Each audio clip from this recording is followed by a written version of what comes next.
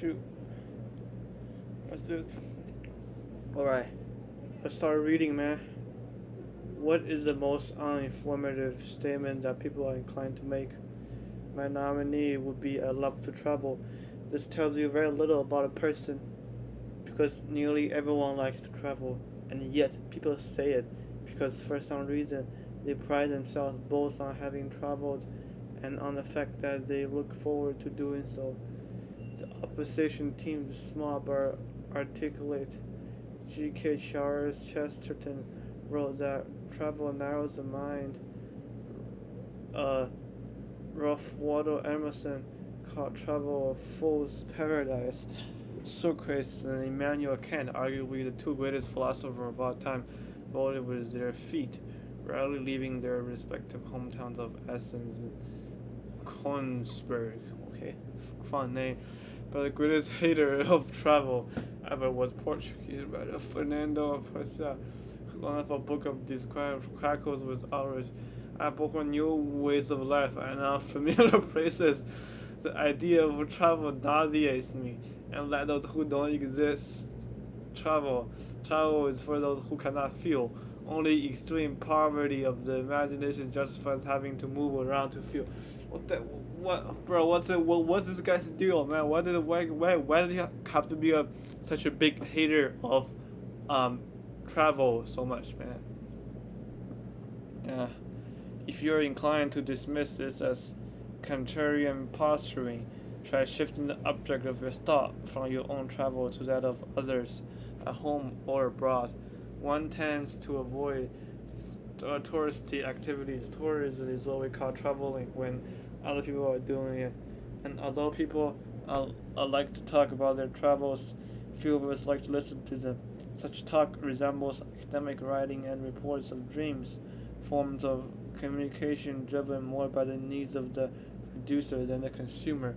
One common argument for travel is that it lifts us into an enlightened state, educating us about the world and connecting us to its denizens.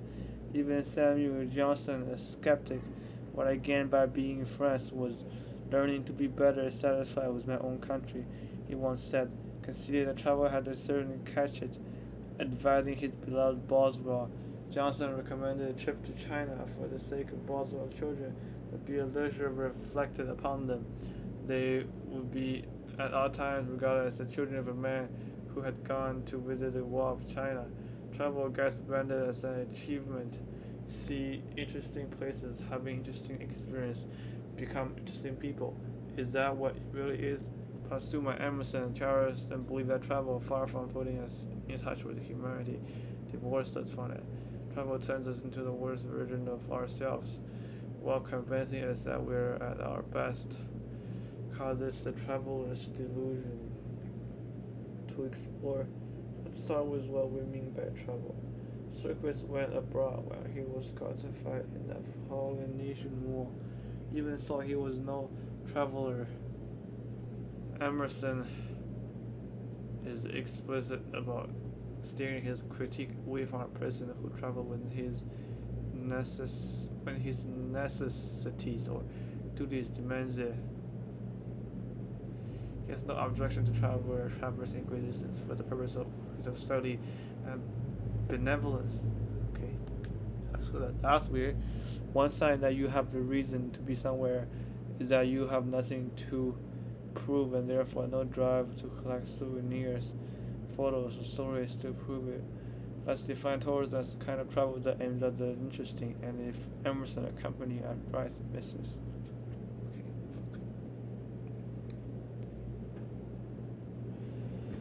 Tourist is a temporarily leisure person who voluntarily visits a place away from home for the purpose of experiencing a change.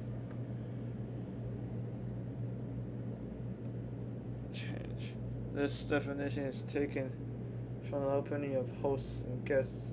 The classic academic volume on the anthropology of tourism. The last phrase is crucial. Touristic travel exists for the sake of change. But what exactly gets changed? Here's a telling observation from the conclusion of the same book. tourists are less likely to borrow from their hosts and their hosts to fund them, thus precipitating a chain of change in the host community. We go to experience a change, but end up being a change on others. For example, a decade ago when I was in Abu Dhabi, I went on a guided tour of a Falcon hospital. I took a photo with a falcon on my arm. That's cool, man. I have no interest in falconry or falcons, and a generalized dislike of encounters with non-human animals. Okay, this woman don't like animals, huh? But the falcon hospitals, uh, with the non-human animals. What the heck does that mean, bro? Like, like animals who are not pets, like, right? But the Falcon Hospital is one of the answers to the question, what does the one do in Abu Dhabi? So I went, I suspect that everything about the Falcon Hospital from its layout to its mission statement is and will continue to be shaped by the visitors, people like me. We unchanged changers, we tourists on the wall, the foyer currently costing a series of excellence in tourism award. Keep in mind that this is an animal hospital. It might be bad for a place to be shaped by people who travel there voluntarily for the purpose of experiencing change. The answer is that such people not only do not know what they're doing, but are not even trying to learn. Consider me. It would be one thing to have such a deep passion for falconry that one want to fly to Dubai to pursue it, but another thing to approach the visit in an aspirational spirit, with the hope of developing my life in a new direction. I was in neither position. I entered the hospital knowing that my post-Dubai life contained exactly as much falconry as my pre-Dubai life, which is to say, zero falconry. If you're going to see something you neither value nor price aspire to value, you're not doing much of anything besides locomoting. Tour is marked by its locomotive character. I went to France. Okay, but what did you do there? I went to the Louvre. Okay, but what did you do there? To see the Mona Lisa, that is, before quickly moving on. Apparently, many people spend just 15 seconds looking at the Mona Lisa, locomotion all the way down. The peculiar rationality of tourists allows them to be moved both by desire to do what they're supposed to do in a place and desire to avoid precisely what they're supposed to do. This is how you came to pass that. My first trip to Paris, I avoided both Mona Lisa and Louvre. However, avoid locomotion. All from one end of the city to the other over and over again in a straight line. If you plotted my walks on a map, you would have formed a giant asterisk. In the many great cities I have actually lived and worked in, I would never consider spending whole days walking. When you travel, you spend your usual standards. Suspend your standards for what counts as a better use of time. You suspend other standards as well. On one is constrained by your tasting food, art, or recreation activity. After all, you say to yourself, the whole point of traveling is to break out the confines of everyday life. But if you usually avoid museums, only seeks enough personal explanation, what are you going to make of the pennies as well being a room full of falcons? Let's develop a bit deeper into how, bro, this is so deep, man. This is deep, bro. Let's develop a bit deeper into how exactly the tourist project is self-undermining. I will illustrate with two examples from The Loss of the Creature, an essay by the writer Walker Percy. First, a sightseer arriving at the Grand Canyon before his trip. An idea of the canyon, a symbolic complex, has formed in his mind. He is delighted if the canyon resembles the picture and postcards he has seen. He might even describe it as every bit as beautiful as the picture postcard. But if the lighting is different, the colors and shadows not those which he expects, he feels cheated. He has arrived on a bad day, unable to gaze directly at the canyon, forced to judge merely whether it matches an image. The sightseer may simply be bored, or he may be unconscious of the difficulty that the great thing yawning at his feet somehow eludes him. Second, a couple from Iowa driving around Mexico. They're enjoying the trip, but are a bit dissatisfied by the usual sights.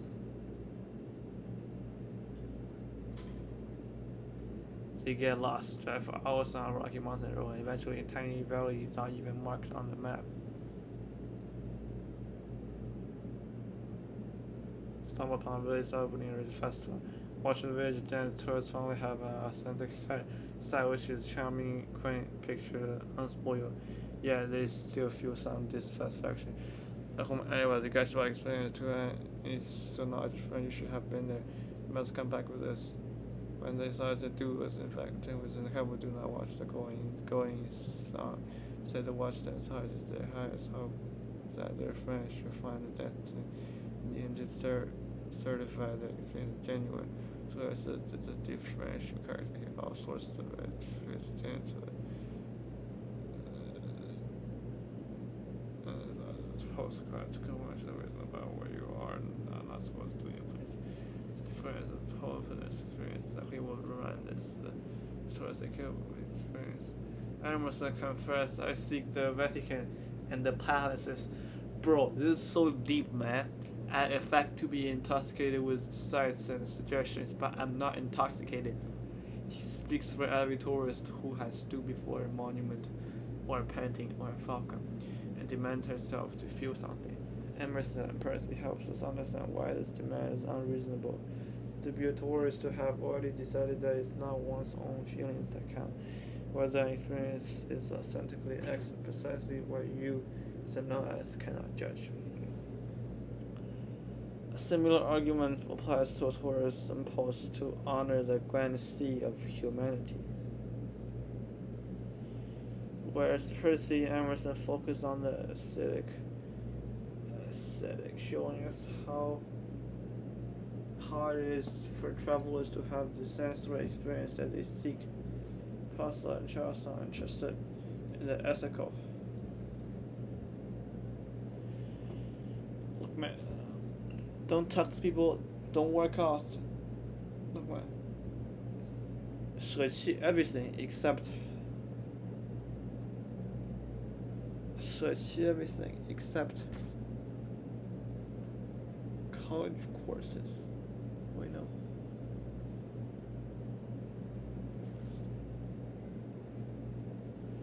Shoot, where was that?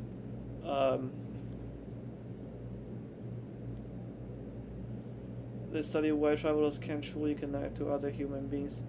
During my Paris wanderings, I would stare at people intently, inspecting their clothing, their demeanor, their actions. I was trying to see the Frenchness in the French people around me. This is not a way to make friends.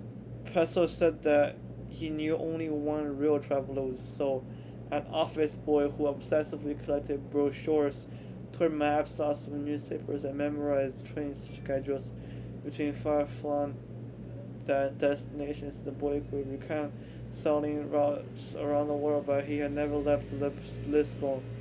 Charles also approved of such stations and travels. He wrote that there was something touching and even tragic about the soulless tourist who might have stayed at home loving Laplanders, embracing China, man, and collapsing Patak against his heart in Hampstead or Skopje, but for his blind and suicidal impulse to go and see what they look like. What the heck What the heck is this guy talking about, man? And he used the word Chinaman, which is so racist, man. Anyway, the plot. So this guy, he thinks if you just stay at home and just imagining that you are a tourist, that's the best way to travel. I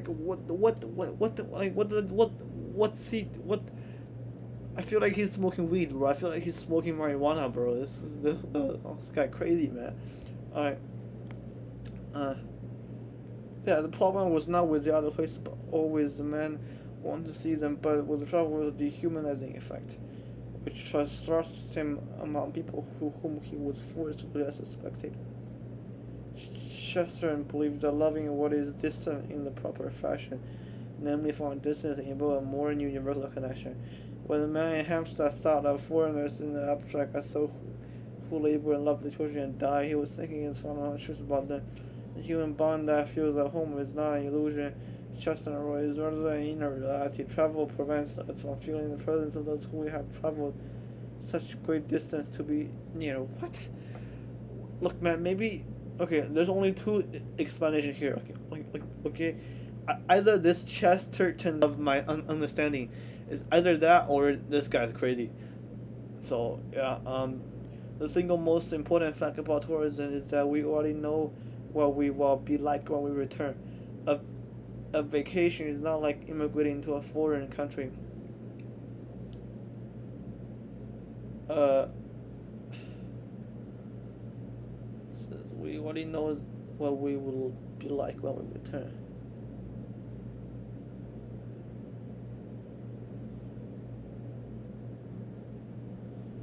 Well, we will be like, okay, so not like immigrating to a foreign country, or matriculating to a university, or starting a new job, or falling in love.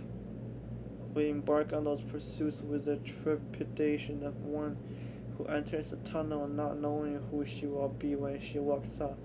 The traveler departs confident that she will come back with the same basic interests, political beliefs, and living arrangements. Travel is a boomerang, it drops you right where you started.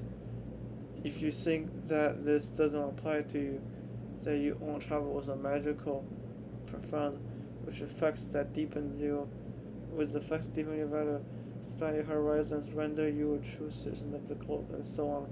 Know that this phenomenon can be assessed first personally. Sosa Charles and Percy Emerson are aware that travelers tell themselves they have changed, but you can't rely on introspection to detect illusion. Shit.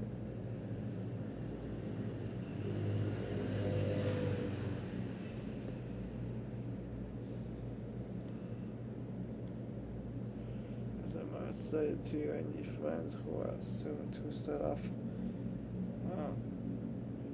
summer adventures, in what condition do you expect to find them when they return? They may speak of their travel as though you were transformative, once a transient lifetime experience, but will be able to notice a difference in their behavior, their belief, their moral compass. Will there be any difference at all? Travel is fun, so it is not mysterious that we like it. What is mysterious is why we imbue with the West's significance and air of virtue. What?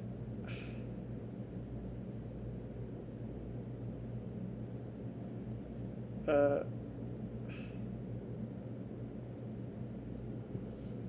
Let me take some time to digest this.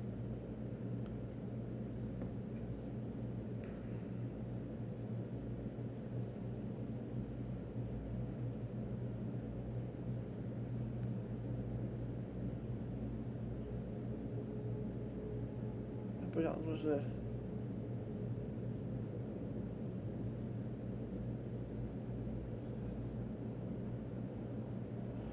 First conclude that maybe it isn't so yet. Travel is fun. So not mysterious that we like it. What is mysterious is why we imbue with the vast influence on every virtue. It's really the process of attention and praise for nothing. Why insist on meaning once first conclude that maybe it isn't so easy to do nothing, as this suggests solution to the puzzle. Imagine how your life would look if you discover that you will never again travel. If you unplanning a major life change, the prospect blooms terrifyingly as more and more of this, and then I die. Travel splits this expanse of time into a chunk that happens before the trip, chunk that happens after it, obscuring from view the certainty of annihilation, and it does so in the cleverest possible way by giving you a foretaste of it. You don't like to think about the fact that someday you will do nothing and be nobody. You will only allow yourself to preview this experience when you can disguise it in a narrative about how you are doing many exciting and edifying things. You're experiencing, you're connecting, you're being transformed. You have the trinkets, photos to prove it. Socrates said that philosophy is the preparation of the death. For everyone else, there's travel. Okay. Yeah, this is cool, man. This is so cool, bro.